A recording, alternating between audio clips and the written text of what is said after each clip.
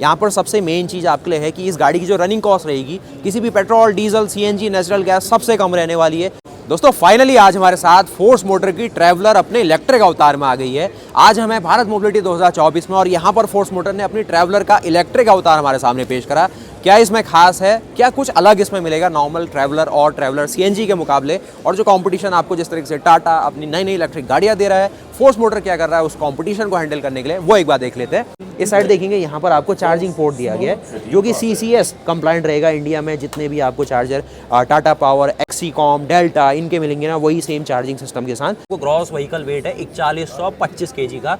मैं देख रहा हूँ ये गाड़ी सीएनजी गाड़ी के मुकाबले, ट्रैवलर सीएनजी के मुकाबले 800 kg हल्की है, तो उससे भी एक अच्छा खासा इसके पहियों पे घिसावट कम होगी।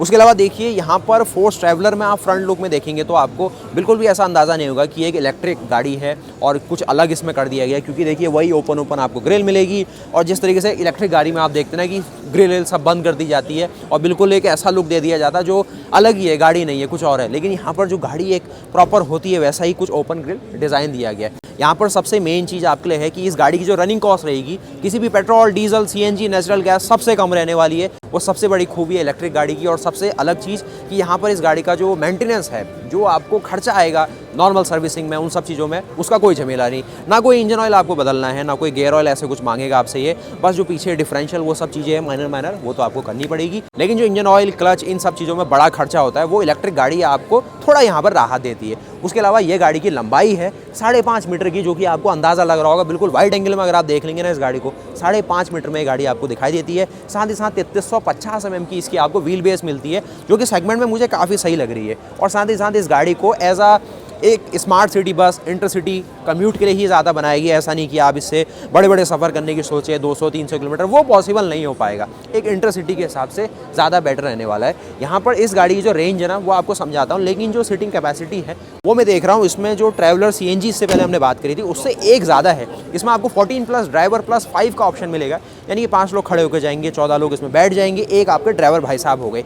गाड़ी में अगर आप रेंज देखेंगे ना, क्योंकि भैया इलेक्ट्रिक गाड़ी है तो विदाउट रेंज तो कोई सोच भी नहीं सकता। आदमी एक ऐसी गाड़ी ले रहा है जिसमें आप अच्छा खासा खर्चा कर रहे हैं, फिर गाड़ी एक अच्छे खासे सफ़र को भी ना कर पाए, एक जगह जाके वापस आने से पहले भी अगर चार्जिंग मांगे तो वहाँ पर आदमी फंस जाए, लेकिन वहाँ पर वो दिक्कत नहीं है। तो यहाँ पर अभी फोर्स मोटर का कहना है कि हमने इसमें 190 किलोमीटर की रेंज क्लेम कर ली है। तो 190 किलोमीटर की रेंज कितनी ज़्यादा प्रैक्टिकल है, आगे आइए मैं समझाता हूँ आपको। अब देखिए मेन गेम ये है ना, 190 किलोमीटर की जो रेंज है वो इस तरीके से नहीं कैलकुलेट होगी जिस तरीके से हम कार्स के अंदर करते हैं। नेक्सॉन और इन गाड़ियों में होता है कि एक बार चार्ज कर दो 270 किलोमीटर 315 किलोमीटर गाड़ी चलती है। यहाँ पर जो 190 किलोमीटर की रेंज है ना, यहाँ पर आपको बीच में 1 घंटा इसको चार्ज देना पड़ेगा। यानी कि जब भी बीच में गाड़ी रुकेगी, रेस्ट के लिए रुकेगी, आपको कहीं वॉशरूम निकलना है या फिर चाय पानी के लिए आप रुकते हैं, तो 1 घंटा इस जगह पर खड़ी करनी पड़ेगी जहाँ पर चार्जिंग की सुविधा हो। फिर जाकर वो जो एक एडिशनल मिलेगा उससे गाड़ी 190 किलोमीटर चलेगी। तो आप मुझे बताइए कितना ज़्यादा स्मार्ट एक मूव रहेगा। तो है ना स्मार्ट, तो उसको भी कैलकुलेट कर लिया, क्योंकि 190 किलोमीटर के बीच में गाड़ी रुकी जाती है। जिस तरीके से नॉर्मली 250-300 किलोमीटर का किसी भी 2 पॉइंट के बीच का सफ़र रहेगा, आप मान लीजिए उत्तराखंड से दिल्ली के बीच में चल रहे हैं तो 250 से 300 किलोमीटर का सफ़र है, तो गाड़ी बीच में 150 किलोमीटर में रुकती है। तो उस 150 किलोमीटर में चार्जिंग पॉइंट होना चाहिए ज़रूरी, क्योंकि एक डेडिकेटेड चार्जर इस गाड़ी को प्रोवाइड करे जिससे गाड़ी फिर 190 किलोमीटर चले। तो वो 150-40, तो बचा 40 आपके बैकअप में। अब आप कहेंगे भाई वो 40 तो जब गाड़ी की लाइफ अच्छी खासी हो जाएगी, बैटरी की एज बढ़ती जाएगी तो वो बैकअप कम होते जाएगा, वहाँ पे तो हम फंस जाएंगे, 150 पे 150 ही हो जाएगा। तो वो थोड़ा गेम अभी आगे समझाता हूँ, उसके लिए भी फोर्स ने कुछ सोचा हुआ है। आप समझिए गाड़ी का जो अपना ढांचा है उसमें क्या खास बात है। यहाँ पर फोर्स मोटर दे रही है मोनोकॉक चैसी, जो कंपटीशन बहुत कम देता है। मोनोकॉक चैसी वैसा ही जिस तरीके से कार्स के अंदर होता है, यानी कि पूरा जो बॉडी शेल है ना वही लोड लेता है, सिर्फ नीचे लेडर ऑन फ्रेम, ऐसा नहीं है कि एक सिंपल उसी के ऊपर प्लेटफॉर्म के ऊपर। मोनोकॉक चैसी मतलब पूरी फ्रेम के ऊपर लोड आएगा। जो मोटर है उसको अपने एक्सेलों पे प्लेस किया गया, बैटरी को लगाया गया बीच में, जिससे वेल बैलेंस रहती है गाड़ी। सस्पेंशन, एक्सपेंशन, जो आपका जो भी कस्टमर, आपकी सवारी, जो भी क्लाइंट है ना, वो शिकायत नहीं करेगा कि गाड़ी में आराम नहीं है, आरामदायक गाड़ी रहती है। उसके अलावा पीछे देखेंगे डबल आपको टायर मिलेगा, साइज इसका सेम है 215/75 R15 का आपको रेडियल टायर मिलेगा JK का स्टील के साथ। 100% इलेक्ट्रिक गाड़ी है, तो उसमें कोई शक वाली बात नहीं है कि आपको भाई कुछ इलेक्ट्रिक कह के कोई हाइब्रिड दे दिया जा रहा है, वो चीज़। इस साइड देखेंगे यहाँ पर आपको चार्जिंग पोर्ट दिया गया है जो कि CCS कंप्लाइंट रहेगा। इंडिया में जितने भी आपको चार्जर टाटा पावर, एक्सीकॉम, डेल्टा इनके मिलेंगे ना, वही सेम चार्जिंग सिस्टम के साथ ये गाड़ी आप चार्ज कर सकते हैं। बस कहानी यही है कि बड़ी गाड़ी है तो थोड़ा स्पेस आपको चाहिए ना चार्जिंग के लिए। छोटी कार का कहीं पर चार्जिंग पॉइंट होगा तो वहाँ पे तो आप इसको लगा नहीं देंगे। तो अच्छी खासी चौड़ी गाड़ी है तो उसके हिसाब से चार्जिंग पॉइंट को भी सरकार अगर बना रही है या फिर कोई भी थर्ड पार्टी बना रहा है तो उसको सोचना पड़ेगा कि एक ट्रैवलर आ रही है अपने इलेक्ट्रिक अवतार में जिसको चार्ज होना है और बड़ी बड़ी स्पेस के साथ वो रहेगी। पीछे आप देखो तो यहाँ पर ये ओपन नहीं है, अंदर से चलेंगे अभी। यहाँ पर ये इस तरीके से साइड ओपनिंग डोर रखे गए तो ये कुछ रहेगा। बाकी वो सब चीज़ें देख रहे हैं वो तो आपके डिमांड के ऊपर, आप जैसा मांगेंगे फोर्स वैसा लगा के दे देगी।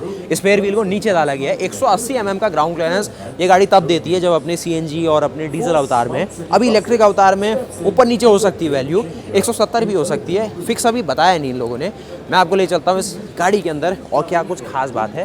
तो यहाँ पर आइए, ये है भैया असली कहानी जो एक इलेक्ट्रिक गाड़ी में नॉर्मली रहता है कि फीचरों और उन सब चीज़ों से ना भर दी जाती है गाड़ी। टाटा मोटर्स इस मामले में सबसे आगे में मानता था, लेकिन यहाँ पर फोर्स भी ठीक ठाक काम कर रही है। अब देखो ना, इस गाड़ी में आपको 190 किलोमीटर की रेंज मिल रही है जिसमें बीच में आपको 1 घंटा चार्ज करना पड़ेगा, तो वो ठीक है। लेकिन जो मोटर का सिस्टम है ना उसको सुनो, यहाँ पर आपको परमानेंट मैग्नेट सिंक्रोनस मोटर मिलेगी जो कि लिक्विड कूल्ड है, तो मोटर की लाइफ भी बढ़ जाती है। लिक्विड कूलिंग में यह है कि थोड़ा बहुत आपको जो कूलेंट है उसका लेवल और वो सब चीज़ें मेंटेन करनी होगी। 80 किलोवाट की आपको यहाँ पर एक मोटर ऑफर की गई है, वही जो आपको 100 bhp के आसपास की पावर देगी। और जो मैं आपसे कह रहा था कि गाड़ी की जब उम्र अच्छी खासी हो जाएगी तो यहाँ पर उसकी क्या ख़त्म हो जाएगी, एक लाइफ कम होने लग जाएगी।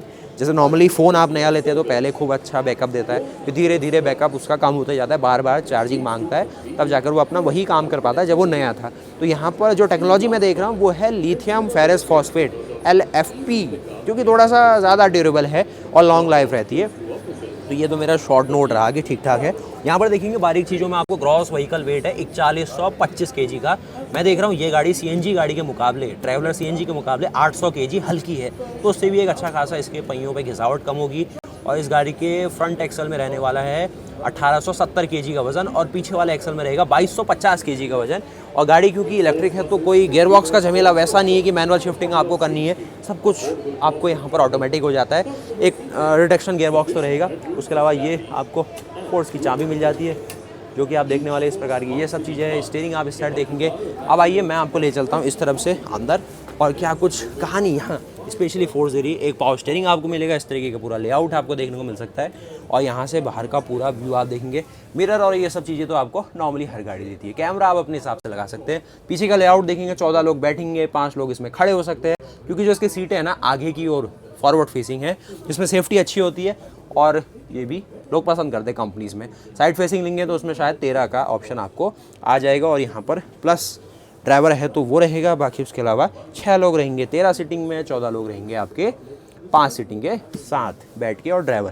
तो यहाँ पर रहा भाई सारी कहानी। उसके अलावा हम चलते हैं उस तरफ से कि क्या कुछ और ख़ास इसमें रहने वाला है। मेन कहानी यही है, 80 किलोवाट की जो मोटर ऑफर की गई है वो आपको 103 HP की पावर आपको ऑफर करेगी। तो भैया ये रहा। उसके अलावा आप यहाँ देखेंगे तो ये है इसका आपका उस तरफ से लेआउट और पीछे का लेआउट देंगे तो सीटें वही नॉर्मल जैसे सिटी बस के अंदर रहती है, ऐसा कोई खास नहीं है। लेकिन फिर भी जो टेक्नोलॉजी में ये ला रहे हैं, जो पेनिट्रेशन यहाँ पर हो रहा है मार्केट में, कम कॉस्ट में एक इलेक्ट्रिक सिटी बस देने की कोशिश की गई है तो वो सही सा लगेगा मुझे। और कीमतों की बात की जाए तो 30 लाख से तो ऊपर ही निकलेगी, ये 40 के आसपास भी पहुँच सकती है। अब बैटरी पैक कितना बड़ा दिया जा रहा है ना उस पर डिपेंड करता है। अब बैटरी पैक अगर छोटा छोटा दिया जाएगा तो फिर और दिक्कत है रेंज में, बड़ा पैक दे दिया जाए तो महंगा हो जाएगा। तो वो सारी चीज़ें हैं, लेकिन मुझे लग रहा है कि वही 40 से लेकर 50 लाख के बीच में गाड़ी रहे तो ठीक सा है। बाकी गवर्नमेंट अगर सब्सिडी दे दे और काफ़ी जगह मिल रहा है तो वो फ़ायदा और हो सकता है।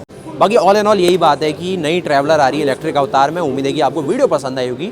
मिलते फिर ऐसे और नई वीडियोस के साथ। और बताइएगा ज़रूर कैसा लगा आपको ये भारत मोबिलिटी ग्लोबल एक्सपो 2024, जो कि अच्छे नई गाड़ियाँ अपने सामने पेश कर रहा है। तो वीडियो को लाइक करना, चैनल को सब्सक्राइब करना। और आप कहेंगे कि भाई फोर्स में जो ट्रैक्स क्रूजर आती है उसमें भी कुछ नया अपडेट है, तो यहाँ पर अभी कुछ नहीं दिखाया गया। जैसे ही आती है उसका एक नया अपडेट लाते हैं और अगर उसमें कुछ इलेक्ट्रिक और सीएनजी ऑप्शन दिखाए गए तो वो आपको बताता चलूँगा। तो वीडियो को लाइक करना, चैनल को सब्सक्राइब करना। अगर इस गाड़ी को लेने का प्लान कर रहे हैं बहुत अच्छी बात है, नई टेक्नोलॉजी है, बाकी कंपटीशन भी अच्छा काम कर रहा है, टाटा की ओर देख सकते हैं। बाकी उसके अलावा फोर्स मोटर्स तो नई गाड़ी ला ही रहा है।